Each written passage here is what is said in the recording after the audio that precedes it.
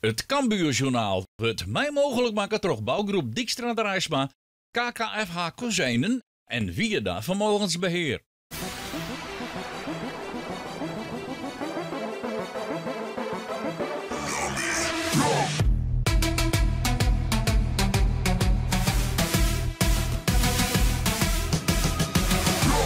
Welkom bij een nieuw Cambuurjournaal. Na een weekend zonder voetbal, de wie wel interland voetbal, maar geen keukenkampioen-divisie voor Cambuur, pakken de Leeuwen dus weer op richting Jong Ajax. En die wedstrijd die kon wel eens op een heel vervelend moment komen voor Cambuur. Want troch de politiestakings is de wedstrijd van het eerste van Ajax in Utrecht skrost voor eerst. En daartoe is de kans groot dat de Amsterdammers met een, laten we zeggen, behoorlijk sterk Jong Ajax naar Leeuwen te komen zullen. Ik maak me gewoon druk om mijn eigen ploeg en met Ajax spelen, het kan ook goed voetballen. Dus dat is morgen een hele goede ploeg. Maar ja, dat de jongens vanuit het eerste meid van Sille Liek het nou wel wist, het is toch eigenlijk net eerlijk? Weet ik net. Iedereen die speelt mij, die mij spelen. Dus daar zeg ik niks. Nogmaals, ik concentreer me op mijn eigen. En wat Ajax doet, weet ik net.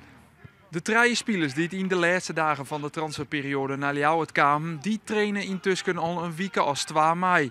Dan hebben we door Mark Diemers, Jonathan Afolabi en Ilias Alhaft. Het drietal Soertje Jong Ajax haar een debuutmeidje kennen. Voor Mark Diemers is die kans heel groot. Hoe zit dat met Afolabi en Alhaft? Ik denk dat Jonathan, dat hij in FC Utrecht zijn eerste minuten meidje kent. Ilias, misschien morgen 10 minuutjes. Dat is dan net helemaal wis. En voor de rest, ja, is dat optrainen. En dat is ook logisch, want zo we in de winterstop, ik wil jongens te snel spelen laten en dan krijgen we blessures, net bij mij dan. Dus we moesten heel laat spelen, omdat Milan en ik zal Vester heel laat voortgang. Dus dan wisten we dat we die optrainen moeten. Hè? Dus daar moeten we tijd van nemen. Ilias Alhaft zit dus bij de wedstrijdselectie. Nadat hij in juni uit zijn contract roen bij FC Noah in Armenië, trainde hij 2 man voor hemzelf. Daardoor kan hij nou dus eventueel invallen. Ik heb zeker wel voor mezelf getraind en ook met een aantal jongens die dan ook clubloos waren op dat moment. Wel van gewoon een hoog niveau, dus ja, ik ben wel bezig geweest. Maar ja, zoals ik al aangaf, is het altijd anders om in teamverband te trainen dan met een aantal jongens. Je zat in Armenië. Je hebt Nederland op een gegeven moment verruild vorig jaar voor het avontuur. Was dat ook de grootste drijfveer, dat je het avontuur wilde zoeken? Of zat er nog iets anders achter? Ja, nou, avontuur in combinatie met financieel. Daar doe ik helemaal niet geheimzinnig over. Uiteindelijk kom je op een bepaalde leeftijd dat je dat gewoon serieus moet gaan overwegen. En ja, daar schaam ik me absoluut niet voor. Maar ja, al met al is het een mooi avontuur geweest. Ik ben vader mogen worden van een dochtertje. Daar gaat het nu momenteel hartstikke goed mee. Destijds was dat wel een hele zware periode uit mijn leven. Omdat ze was 3 maanden te vroeg geboren met 24 weken. Dus ja, het is altijd maar de vraag van hoe zich dat gaat ontwikkelen. En dat is het nog steeds, maar ja, momenteel gaat het veel beter. En dat is ook een van de grootste redenen dat ik terug wilde naar Nederland. Om gewoon die stabiliteit te hebben.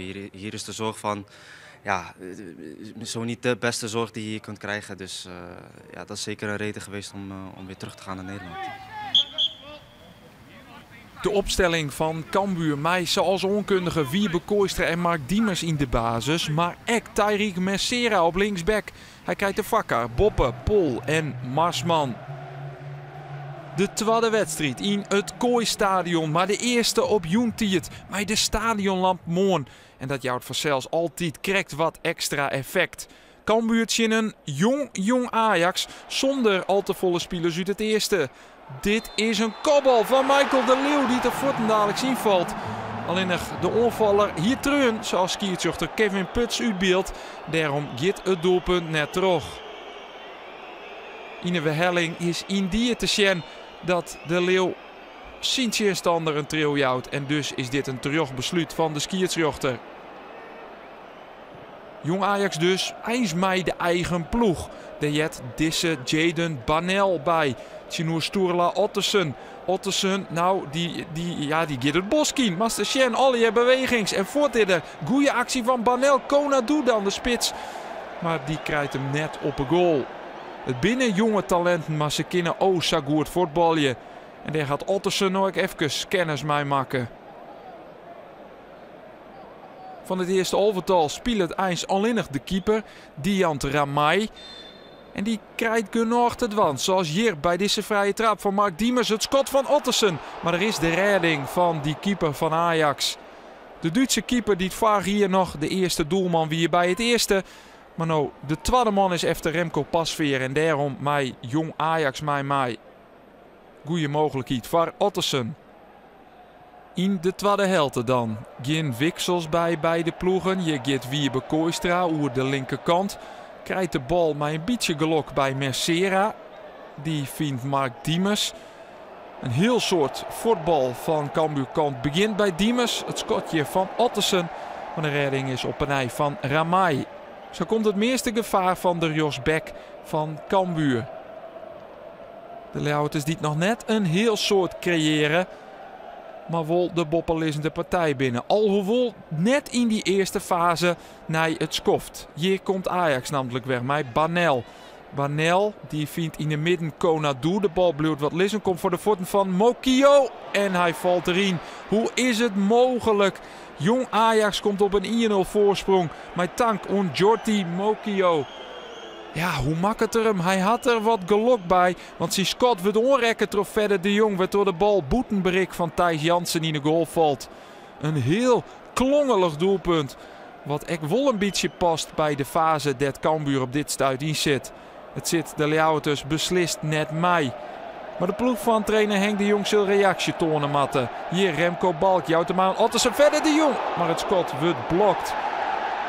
Dan is er protest bij Cambuur dat een penalty was. Skiert zich de Puts wollen net hoorn. Aan de orenkant gaat Jong Ajax dan op wij naar de 2-0. Baneel met het schot. Maar de redding is van Thijs Jansen. De Cambuur keeper hoeft net supervol in actie te komen. Maar altijd dat doet er het goed. Hier nog een keer die mogelijkheid van verder de Jong. En het protest. Nee, dat gebeurt net zo volle. Prima redding aan de orenkant dus van Thijs Jansen. Jong Ajax dan weer. Mij Jetten slingert ervoor bij de tweede peel. Konadu. Dit hier dacht wel de 2-0 wezen matten. Hij stier helemaal vrij. Die spits van Jong Ajax. Maar hij kopt de bal Jonken. En daardoor zit Cambuur nog altijd in de wedstrijd. Henk de Jong wisselt dan een aantal keer. Waaronder Disse Bram Marsman. Hij houdt de bal aan Diemers. Die vindt op het middenveld een oren invallen. Tony Rulke. De bal komt voor. Michael de Leeuw. Dit ziet er goed uit. Maar de redding is van Ramai. Prima aanval van Cambuur. Alleen nog de Leeuw. Hij brult wel. Maar vindt het net nog net. Henk de Jong zal best tevreden wezen met het spul. Maar ja, die bal mat er ook in. En dat is een wichtig onderdeel van het voetbalspultje. Nou dan misschien Mark Diemers. Zijn eerste shitkans van de wedstrijd. Op de peel. Dan zit het echt net mee van Cambuur. Daarna is het boetenspul. Maar deze bal van Mark Diemers. Ja, het hier een mooi verhaal west. Waarom komen bij Sien Cambuur naar alweer. En in de eerste wedstrijd voortdurend scoren. Maar het is vreed de tredje. En het liep het ook voor Diemers een soort van vlok te wijzen. Want die bal die meide dus net in. Op een ei Cambuur. Rulke, die shirt de Leeuw voort erin. Michael de Leeuw, dit dan? Nee, win net. Ja, had je zoeken kozen ik net hoor, meidje. Dan ging je vanzelfs nooit een wedstrijd winnen. Michael de Leeuw, de routinier, de 32-jarige spits. Hij weet als geen oor dat tisse bal er gewoon in maat.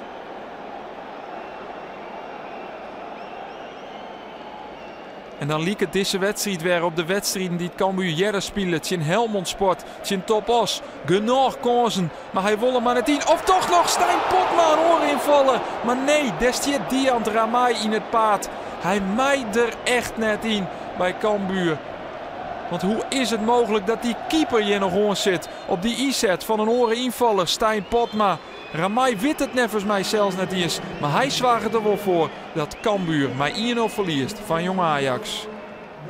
Ja, die keeper zei zelf, ik zijn Stijn Potma. Hij zei ja, ik weet niet eens wat ik doe. Hè? In het Engels dan. Hè? Ik doe het in het Nederlands dan met het Engels. Hij wist het niet wat te doen. Hè? En dan kijkt hij de bal zien hem aan. Ja, dat is de fase waar we nu in zitten. Ik denk dat wij Ajax het allermoeilijkst maken van alle ploegen die ze in hun spelen. Hè? En die winnen dan ik word. Maar wij kunnen gewoon winnen, ik mij initiatief nemen. Nou, dat is nog net zo, maar dat gaat de komende week wel verhoren. Dit was net zo'n wedstrijdje dat hij op de verkeerde kant van de paal viel.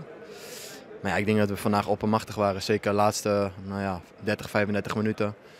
Veel kansen gecreëerd. En het is een raadsel dat die bal er niet in is gegaan. Deze bal moet ik gewoon maken. Deze bal schiet ik normaal gesproken gewoon met mijn ogen dicht binnen. En nu doe eigenlijk alles goed. Doordat ik snel handel en schiet, staat die keeper zeg maar stijf en kan hij niet reageren. Alleen ik schiet hem gewoon te hoog. Ja, ongelooflijk, ja, baal ik zelf ook van. Weet je, als ik puur persoonlijk naar mijn spel kijk, heb ik best wel een prima wedstrijd gespeeld. Maar uiteindelijk, ja, je wordt wel afgerekend op je kansen die je afmaakt. En volgens mij heb ik 3 momenten gehad. En eentje een beetje ongelukkig was voor mijn gevoel een 50-50 duel. Waarin hij hem kan affluiten, maar hem ook kan laten doorgaan.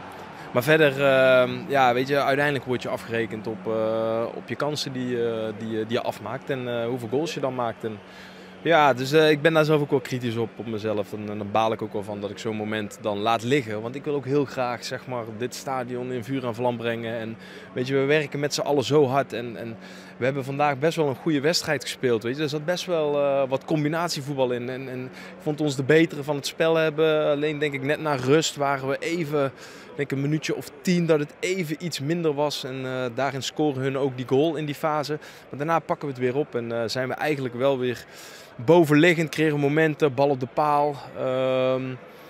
Alleen op de een of andere manier gaat hij er nu nog niet in. Wie de eerste wedstrijd echt in dit naar je stadion, hoe wie dat? Ja, heel bijzonder. Ik had voor de eerste keer weer kriebeltjes in mijn buik. Dat heb ik lang niet gehad. Voor wedstrijd eigenlijk. Nu had ik echt wel zo'n kriebel in mijn buik van ik heb er zin in. Vanaf de warming-up al en mooi ontvangen en vele positieve berichten van mensen gehad. Dus dat is heel erg leuk. En dat was heel bijzonder voor mij, dus ik kan niet wachten om er meer te spelen. Een verrassende koprenner in de eerste divisie, want na 4 wedstrijden zit Helmond Sport Boppen met 11 punten. Daarachter een groepje van 4 clubs met 10 punten. Als we Cambuur ziekje, moeten we heel 4 naar onder, want de Leeuwers staan met 3 punten uit 4 wedstrijden op het 1 na laatste plak. Ons af via dit Cambuurjournaal. We binnen er 10 die alweer, want de Leeuwers spelen onkomende manje de volgende wedstrijd. Tussen Roda JC. Ont dan. Het Cambuurjournaal, waar het mij mogelijk maken toch bouwgroep Dijkstra de Rijsma, KKFH Kozijnen en Vierda Vermogensbeheer.